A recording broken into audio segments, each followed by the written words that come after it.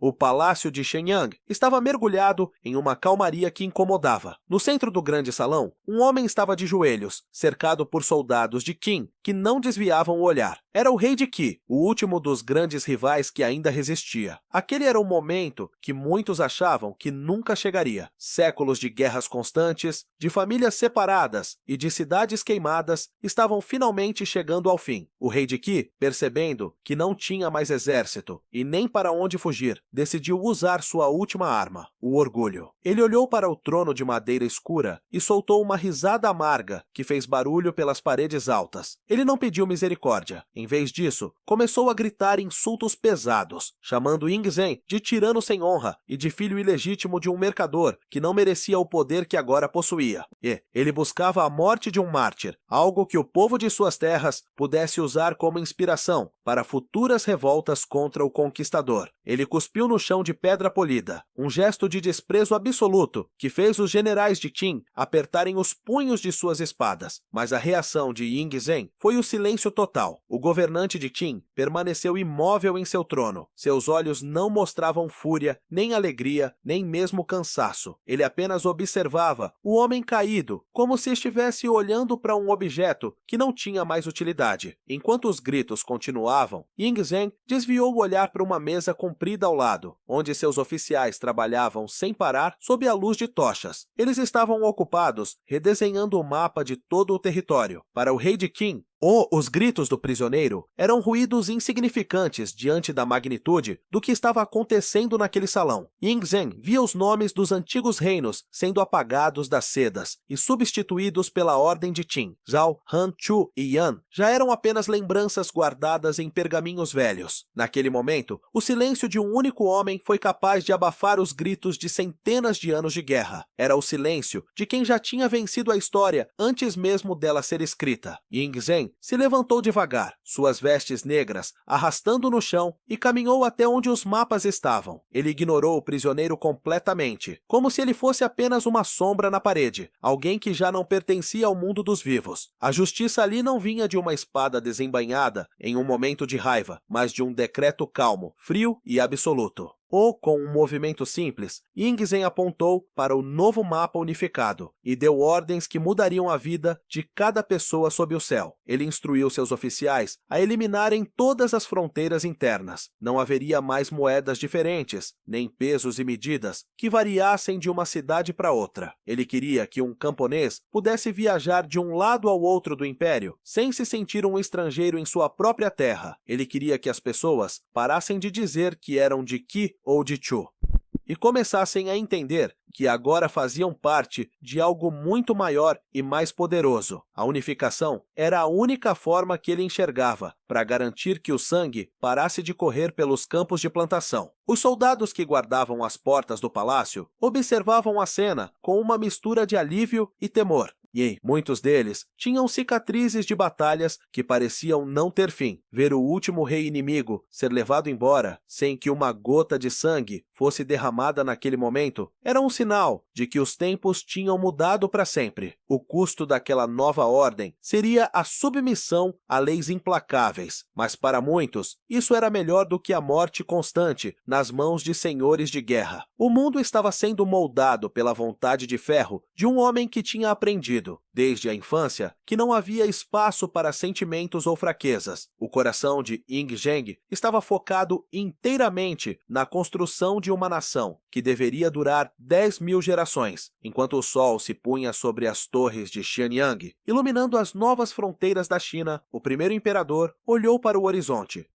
Ele sabia que o desafio de governar seria maior do que o desafio de conquistar. Teria que lidar com as tradições que ainda viviam no coração das pessoas e com as conspirações que nasceriam nas sombras de sua própria corte. O silêncio do palácio era a promessa de uma era de disciplina e controle total. Ele se tornou o arquiteto de uma identidade nacional que duraria milênios. A unificação não era o fim, mas o começo de uma luta constante pela ordem. Antes de continuarmos, inscreva-se no canal e e diga-nos nos comentários onde você está assistindo. Para entender como aquele homem se tornou tão frio e determinado, precisamos voltar um pouco no tempo. A China daquela época não era o país unido que conhecemos, mas sim um campo de batalha gigante, dividido entre 7 reinos que se odiavam profundamente. Durante mais de 200 anos, esses estados tentaram se destruir em uma disputa sem fim por território. Esse período dos estados combatentes trouxe um sofrimento imenso para quem vivia nas pequenas aldeias. Imagine ser um camponês e ver sua plantação ser queimada todo ano por exércitos de reinos vizinhos. As estradas viviam cheias de famílias fugindo da morte, e a fome era a única coisa constante na vida de todos. Foi nesse cenário de caos total que Yingzheng nasceu, longe de qualquer luxo ou segurança real. Ele nasceu no estado inimigo de Zhao, na cidade de Handan. Seu pai era um príncipe de Qin que vivia lá como um refém político, uma prática usada para tentar garantir que os tratados de paz fossem minimamente respeitados. Quando a guerra entre os reinos de Qin e Zhao recomeçou com força, a vida do pequeno Yingzheng virou um verdadeiro pesadelo.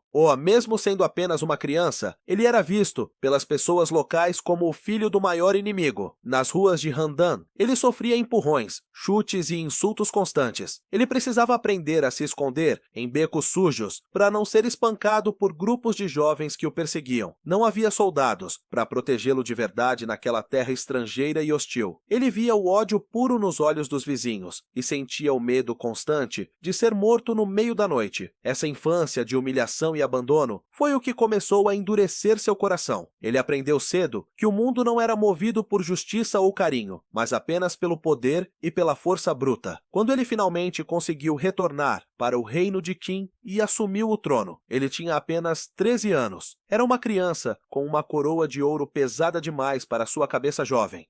Mas ele não estava no comando de verdade naquela época. O poder real estava concentrado nas mãos de Lü Buwei, um comerciante extremamente rico que se tornou o primeiro-ministro e agia como se fosse o verdadeiro dono do reino. Lü Buwei era um homem manipulador e via o jovem rei apenas como uma ferramenta útil para manter sua própria influência. Para piorar a situação, a própria mãe de Yingzheng conspirava dentro das paredes do palácio. Ela não buscava o bem-estar do filho, mas sim satisfazer seus próprios desejos e planos políticos secretos, chegando a apoiar homens perigosos que queriam derrubar o jovem rei do poder. Imagine a solidão de um adolescente que percebe que não pode confiar nem na própria mãe. No palácio de Xianyang, cada corredor escuro guardava um espião, e cada conversa parecia ser uma armadilha.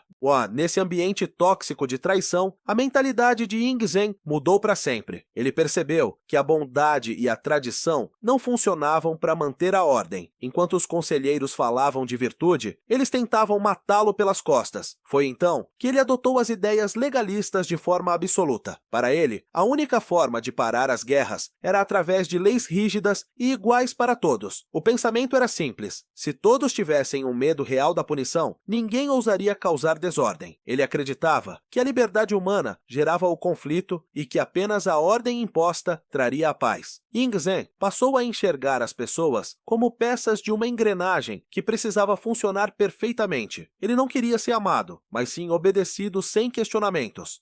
Ele planejou com paciência o momento exato de tirar o poder de Lü Buwei e de afastar sua mãe. Para unir a China e parar o sangue nas aldeias, ele precisava ser o senhor absoluto de sua própria casa. As cicatrizes de Handan viraram uma vontade de ferro inquebrável. Cada traição era um motivo a mais para acreditar que o controle total era o único caminho seguro. Ele estava se preparando para ser o martelo que esmagaria os reinos rivais, garantindo primeiro que ninguém em Qin ousasse desafiar sua vontade. Enquanto os outros estados lutavam por motivos bobos e gastavam riquezas em batalhas inúteis, Yingzheng apenas observava e aprendia. Ele transformou o exército de Qin em uma máquina de guerra profissional. Ele mudou as regras para que o mérito valesse mais que o nome da família. Se um soldado lutasse bem, Shuele recebia recompensas e subia de cargo, mesmo sendo um camponês pobre. Isso criou uma lealdade que os outros reinos não conseguiam entender. Yingzheng estava criando algo totalmente novo. Ele deixou de ser o jovem acuado para se tornar o homem que exigiria a rendição total de todos. A tempestade estava chegando para unificar tudo. O momento em que Yingzheng completou 21 anos foi o ponto de ruptura definitivo. Ele não estava mais disposto a aceitar as ordens de Liu Buwei ou as intrigas constantes de sua mãe. Quando descobriu que existia um plano secreto para matá-lo e colocar outra pessoa no trono, sua reação foi rápida e impiedosa. Ele mandou prender todos os envolvidos na conspiração. Liu Buwei, o homem rico e poderoso, que pensava que sempre mandaria no rei, esse foi exilado e acabou tirando a própria vida para evitar uma execução pública humilhante. Sua mãe foi afastada do palácio e viveu o resto dos seus dias em isolamento total. Yingzheng limpou sua própria casa com uma frieza que assustou até seus aliados mais próximos. Ele agora era o dono absoluto do reino de Qin, e o seu olhar se voltou para o horizonte, onde os outros 6 reinos ainda lutavam entre si, sem saber que o fim deles estava próximo. A campanha de unificação começou como uma tempestade que não parava. Yingzheng não era apenas um guerreiro, ele era um estrategista que entendia as fraquezas do coração humano. Ele usou rios de ouro para subornar oficiais corruptos nos reinos vizinhos, fazendo com que eles traíssem seus próprios reis antes mesmo do primeiro soldado de Qin atravessar a fronteira. Ou, quando a diplomacia e o suborno não bastavam, ele enviava seu exército imparável. Os soldados de Qin eram movidos por uma disciplina brutal e equipados com bestas tecnológicas, armas que podiam atirar flechas com uma precisão mortal a longas distâncias. O reino de Han foi o primeiro a ser engolido, incapaz de resistir à pressão constante. Depois veio Zhao. Ao entrar em Handan, a cidade onde foi humilhado quando criança, Yingzheng não mostrou qualquer sinal de piedade. Aqueles que o perseguiram nos becos, quando ele era apenas um refém indefeso, agora tinham que se ajoelhar diante do seu trono ou enfrentar a morte imediata. Um por um, os grandes reinos caíram sob o peso do martelo de Qin. O reino de Shu, com suas vastas terras e exército numeroso, foi o maior desafio militar.